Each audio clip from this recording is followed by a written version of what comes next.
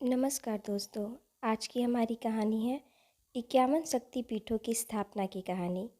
दक्ष प्रजापति की कई पुत्रियां थीं। सभी पुत्रियां गुणवती थीं। फिर भी दक्ष के मन में संतोष नहीं था। वे चाहते थे उनके घर में एक ऐसी पुत्री का जन्म हो जो सर्वशक्ति संपन्न हो एवं सर्व विजयिनी हो, जिसके कारण दक्ष एक ऐसी ही पुत्री के लिए तप करने लगे। तप करते करते अधिक दिन बीत गए तो भगवती आधा ने प्रकट होकर कहा, मैं तुम्हारे तप से प्रसन्न हूँ। तुम किस कारणवश तप कर रहे हो? दक्ष ने तप करने का कारण बताया तो माँ बोली, मैं स्वयं पुत्री रूप में तुम्हारे यहाँ जन्म धारण करूँगी। मेरा नाम सती होगा। मैं सती के रूप में जन्म लेकर अपनी लीलाओं का विस्तार करूँगी। फलस्वरूप भगवती आधा ने सती रूप में दक्ष के यहाँ जन्म लिया। सती दक्ष की सभी पुत्रियों में सबसे अलौकिक थी। सती ने बाल्य अवस्था में ही कई ऐसे अलौकिक आश्चर्यचकित करने वाले कार्य कर दिखाए थे, जिन्हें देखकर स्वयं दक्ष को भी विस्मयता होती रहती थी। जब सती विवाह योग हो गई तो दक्ष को उनके लिए वर की चिंता होने लगी। उन्होंने ब्रह्मा जी से इस विषय में परामर्श किया। ब्रह्मा जी ने कहा, सती आधा का अवतार है। आधा आदि शक्ति एवं शिव आदि पुरुष हैं। अतः सती के विवाह के लिए शिव ही योग्य और उचित वर है। दक्ष ब्रह्मा जी की बात मानकर सती का विवाह भगवान शिव के साथ कर दिए। सती कैलाश में जाकर भगवान शिव के साथ रहने लगीं। भगवान शिव दक्ष के दामाद थे, किंतु एक ऐसी घटना घटित हो गई जिसके कारण दक्ष के हृदय में भगवान शिव के प्रति बैर और विरोध भाव पैदा हो गया। एक बार देवलोक में ब्रह्मा ने धर्म के निरूपण के लिए एक सभा का आयोजन किया था। सभी बड़े बड़े देवता सभा में एकत्र हो गए थे। भगवान शिव भी इस सभा में बैठे थे। सभा मंडल में दक्ष का आगमन हुआ। दक्ष के आगमन पर सभी देवता उठकर खड़े हो गए, पर भगवान शिव खड़े नहीं हुए। उन्होंने दक्ष को प्रणाम भी नहीं किया। फलतः दक्ष ने अपमान का अनुभव किया। केवल यही नहीं, उनके हृदय में भगवान शिव के प्रति प्रतिशोध की आग जल उठी। वे उनसे बदला लेने के लिए समय और अवसर की प्रतीक्षा करने लगे।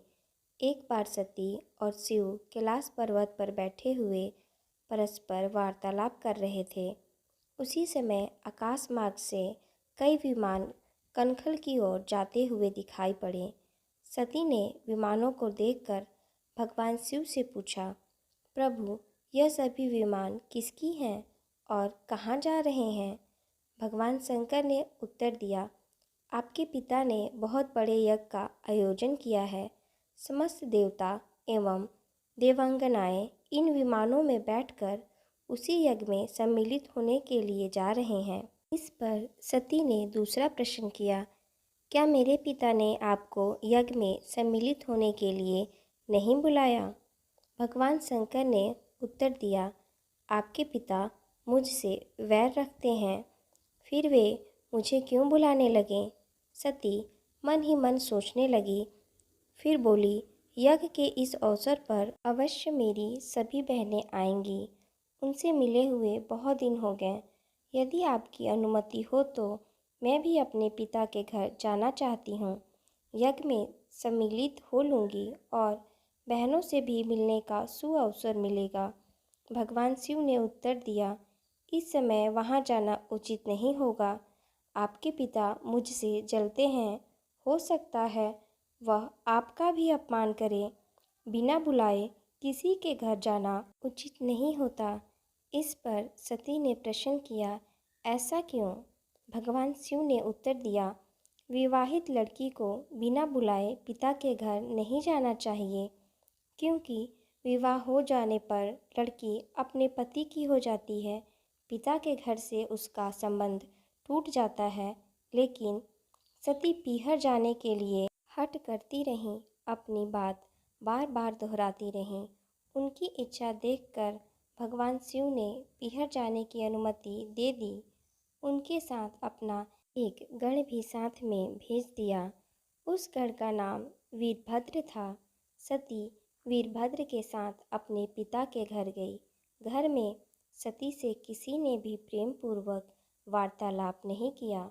दक्ष ने उन्हें देखकर कहा, तुम क्या यहाँ मेरा अपमान करने आई हो? अपनी बहनों को तो देखो, वे किस प्रकार भांति भांति के अलंकारों और सुंदर वस्त्रों से सुसज्जित हैं। तुम्हारे शरीर पर मात्र बागंबर है। तुम्हारा पति शमशानवासी और भूतों का नायक है। वह तुम्हें बागंबर छोड़कर और पहना भी क्या सकता है? दक्ष के कथन से सती के हृदय में पश्चाताप का सागर उमड़ पड़ा। वे सोचने लगीं, उन्होंने यहाँ आकर अच्छा नहीं किया। भगवान ठीक ही कह रहे थे, बिना बुलाए पिता के घर भी नहीं जाना चाहिए। पर अब क्या हो सकता है? अब तो आ ही गई हूँ। पिता के कटु और अपमानजनक शब्द सुनकर भी सती मौन रही।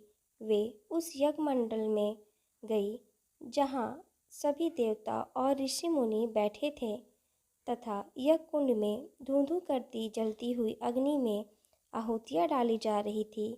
सती ने यज्ञ मंडल में सभी देवताओं के तो भाग देखे, किंतु भगवान शिव का भाग नहीं देखा। भगवान शिव का भाग ना देखकर अपने पिता से बोली, पिताजी, यज्ञ में तो सबके भाग दिखाई पड़ रहे हैं, किंतु कैलाशपति का भाग नहीं है। आपने उनका भाग क्यों नहीं रखा? दक्ष ने उत्तर दिया, मैं तुम्हारे पति शिव को देवता नहीं समझता। वह तो भूतों का स्वामी, नग्न रहने वाला और हड्डियों की माला धारण करने वाला है। वह देवताओं की पंक्ति में बैठने योग्य नहीं है। उसे कौन भाग देगा? सती के नेत्र लाल हो गए, उनकी भौहें कुटिल हो गईं, उनका मुखमंडल प्रलय के सूर्य की भांति तेजोदीप्त हो उठा। उन्होंने पीड़ा से तिलमिलाते हुए कहा, ओह, मैं इन शब्दों को कैसे सुन रही हूँ? मुझे धिक्कार है। देवताओं, तुम्हें धिक्कार है। तुम भी उन कैलाशपति के लिए इन शब्दों को कैसे सुन रहे हो, जो मंगल के प्रतीक हैं और जो क्षण मात्र में संपूर्ण सृष्टि को नष्ट करने की शक्ति रखते हैं। वे मेरे स्वामी हैं। नारी के लिए उसका पति ही स्वर्ग होता है। जो नारी अपने पति के लिए अपमानजनक शब्दों को सुनती है, उसे नरक में जाना पड़ता है। पृथ्वी सुनो, आकाश सुनो और देवताओं तुम भी सुनो। मेरे पिता ने मेरे स्वामी का अपमान किया है। मैं अब एक क्षण भी जीवित रहना नहीं चाहती। सती अपने कथन को समाप्त करते ही यज्ञ के कुंड में कूद पड़ी। जलती हुई आहुतियों के साथ उनका शरीर भी जलने लगा। यज्ञ मंडप में खलबली पैदा हो गई। हाहाकार मच गया। देवता उठकर खड़े हो गए। वीरभद्र क्रोध से कांप उठे। वे उछल उछल कर यज्ञ का विध्वंस करने लगे।